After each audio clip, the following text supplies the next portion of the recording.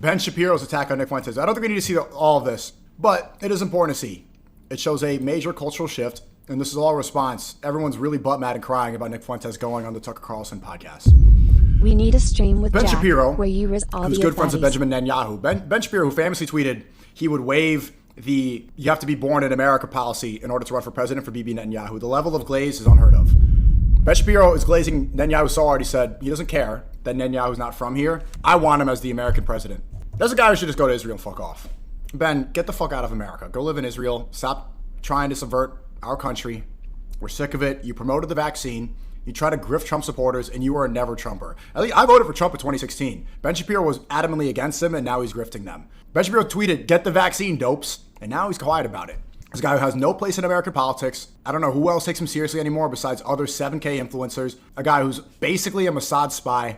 Get out of my fucking country. He says no to groypers, no to cowards like Tucker Carlson, no to those who champion them, no demoralization, no bigotry, no anti-Americanism, no. Hey folks, I want to do something different on today's show. We're going to cover one topic in depth. That topic is, I think, the most important thing happening in the country. It was a hot topic last week, but I wanted to take some time to really gather my thoughts and speak on it in coherent fashion, holistic fashion. That topic is the fragmentation of the political right. That fragmentation is being caused purposefully by a splinter faction of people led by a young man named Nick Fuentes. They call themselves the Groypers. They are white supremacists. They hate women, Jews. Great points, Ben. I think you should debate him. I think Ben Shapiro should debate Nick Fuentes. I don't know about you guys, chat. Put me if you do. Maybe there's not enough demand for it. Maybe if enough people wanted a Nick Fuentes Ben Shapiro debate, because look, you have very strong points about it. He made a 41-minute video. You hate his movement. You hate anybody he associates with. You should debate him. I don't know. Do you think people would want to see that? Probably not, right? Probably not. Hindus, many types of Christians, brown people of a wide variety of backgrounds, blacks, America's foreign policy, and America's Constitution. They admire Hitler and Stalin. And that splinter faction is now being facilitated and normalized within the mainstream Republican Party. The main agent in that normalization is Tucker Carlson, who is an intellectual coward, a dishonest interlocutor, and a terrible friend. And Tucker Carlson last week was aided, abetted, celebrated for normalizing Nazism within the Republican Party by the mainstay organization of the traditional right, the Heritage Foundation. Now, before does the hat get bigger every single time? Explain what's been happening, let's make one thing clear. This is not about free speech or cancellation. It was never about free. Yes, it is. Yes, it is. You're trying to get him canceled, and you don't want people to associate with him. That's exactly what you're doing. Free speech or cancellation. Free speech has a definition: the right to speak free of governmental coercion. I believe in it, of course. I've always defended it. Criticism of bad speech is, in fact, just a form of free speech. Cancellation also has a definition: the banning of particular people, including people like Nick Fuentes, from platforms like X or Facebook. I believe that Nick Fuentes is odious and despicable, but I've never called for his cancellation, and in fact, I've called for his restoration to those services, despite the fact that I think he's odious and despicable. It is not cancellation to draw moral lines between viewpoints. In fact, we used to call that one of the key aspects of conservatism. It is not cancellation to refuse to signal boost Hitler's supporters like Nick Fuentes. It is not cancellation to criticize Tucker Carlson for rhetorically fluffing Nick Fuentes and other anti-American crackpots. It's not cancellation if you urge others to stop promoting those who rhetorically fluff Nazi apologists. Those are all elements of Chad, are you buying this book that he's promoting? And anyone who says differently is lying to you, and lying for the most cynical reasons, to misdirect from their own defense of those Nazi apologists and their promoters. The issue here isn't that Tucker Carlson had Nick Fuentes on his show last week. He has every right to do that, of course. The issue here is that Tucker Carlson decided to normalize and fluff Nick Fuentes, and that the Heritage Foundation then decided to robustly defend that performance. Those who criticize both Tucker and Heritage aren't canceling, they are quite properly drawing a moral line. So, for those who don't understand what's going on, let's begin with Nick Fuentes. Now, as I mentioned, last week, Tucker Carlson had on Nick Fuentes. Fuentes is a 27-year-old man who's dubbed himself the leader of a movement called the Groypers. He has a large audience of alienated young white men in particular, and he's earned increased media attention over the course of the past few years, especially— He should have lied. He should have said that his support base was brown. That's like the number one thing they say is the Groypers are all Mexican and brown. The fact that he's giving him too much credit.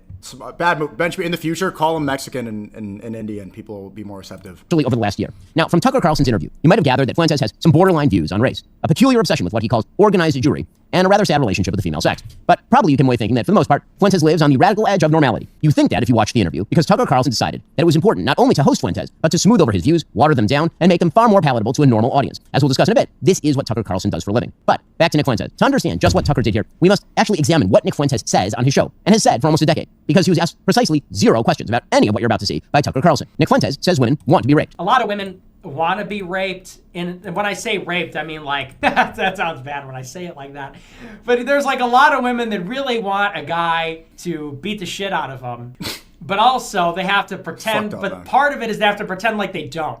Nick Fuentes says that his followers should kill, rape, and die in his name. Raise your right hand. All right, everybody raise your right hand. Raise your right hand. Repeat after me. I will kill, rape, and die for Nicholas J. Fuentes. Nick Fuentes says that women are whores who shouldn't be. That probably is like the most, that's the worst clip from Nick. Probably that one here. Also, they have to pretend, but part of whores who shouldn't be in politics. I will continue my crusade against women in politics. Because it's always like this, and it's so ironic. Women are like, I don't like, when you say, you have to affect the face. When you say to repeal the 19th Amendment, that offends me. That hurts my feelings. It's like, have you ever stopped and considered that maybe if you get offended, there's such a strong emotional reaction to political opinions you disagree with across the board? Maybe that's one of the reasons why you shouldn't be making political decisions. I'm not attacking women. I'm attacking whores. You have no problems, right? I'm attacking whores. I'm attacking sluts. Stupid, dirty bitches. Nick Fuentes says that Jim Crow was actually better for black people. That's the reason I want to play this, just like the polarization objectively, no matter what side you are on politically, between Ben like, there's a fucking match, man. And he's like, man, I fucking hate the whores. It's like, can you shut the fuck up, bitch? And now he's going to say this, and then he's going to say that. It was better for them too, number one, but number two, who cares? Who cares? You know, enough with the Jim Crow stuff. Who cares? They had to drink out of a different water fountain. Big fucking deal.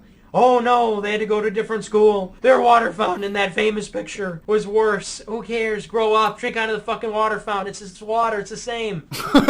You know, and you know, even if it was bad, who cares?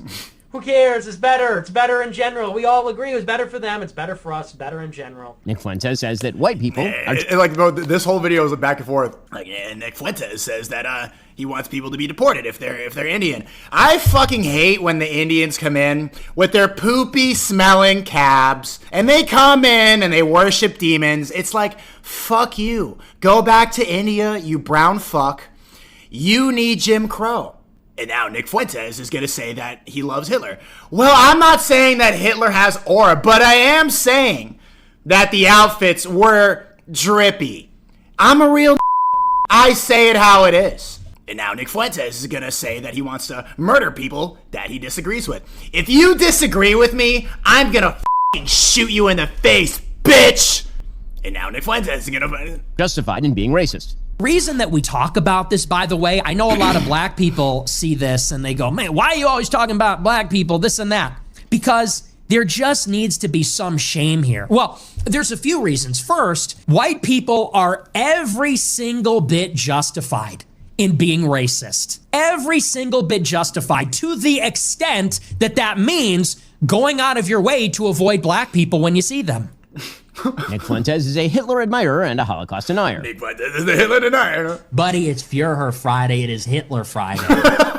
Shut up. It is Heil Hitler Friday. Heil Hitler, all my Nazis. Hitler was a pedophile and kind of a pagan. It's like, well, he was also really cool. So, you know, time to grow up. We're not children anymore, am I right? Am I right? Am I right, boys? Am I right? Let's go.